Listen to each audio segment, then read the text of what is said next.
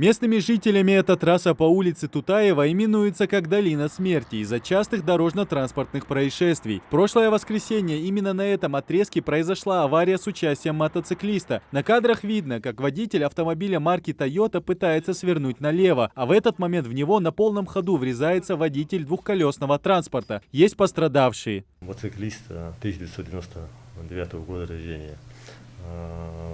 По имеющей информации не имеет права управления без водительского удостоверения. В результате дорожно-транспортного происшествия водитель мотоциклиста и его пассажир с различных лиц повреждения были госпитализированы СКБ города Назрань. По данному факту сейчас проводится проверка. После окончания процессуальных действий виновник дорожно-транспортного происшествия будет установлен. Второе дорожно-транспортное происшествие за минувшую неделю произошло с наездом на 12-летнего ребенка. Его сбил водитель КАМАЗа. По словам очевидцев, ребенок внезапно выбежал на трассу в неположенном месте. Водитель не успел остановить грузовик. Пострадавшего доставили в больницу с различными травмами. В результате дорожно-транспортного происшествия 16-летний 2008 года рождения госпитализирован ДРХБ города Назрань.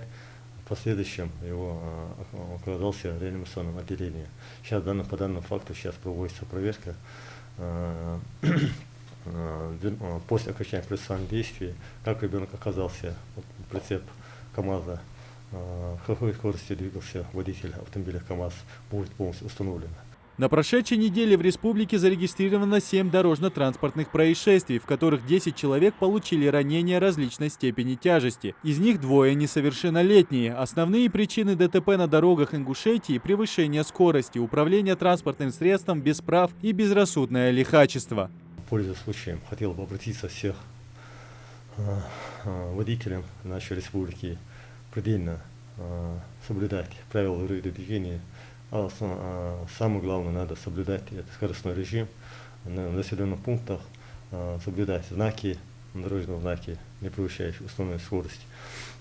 И хотел обратиться к родителям несовершеннолетних, чтобы уделяли предельное внимание своим несовершеннолетним, не оставляли их одних на улице, на проезжей части и постоянно обучали их правилам дорожного движения.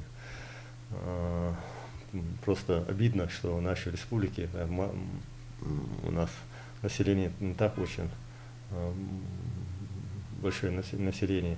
И у нас дороги сейчас идут реконструкции дорог, дороги у нас сейчас идеальные. Просто нам что остается? Остается соблюдать правила дорожного движения. Как я отметил, это не превышает установленную скорость, не давать лицам, которые не имеющие права управления, садиться за руль и уважать себя и участников дорожного движения. Несмотря на маленькую республику, Ингушетия остается в лидерах по смертности на дорогах. И все из-за несознательности нарушителей, что водителей, что пешеходов. Идрис Ижиев, Адам Гулоев, Адам Мережков, Новости 24.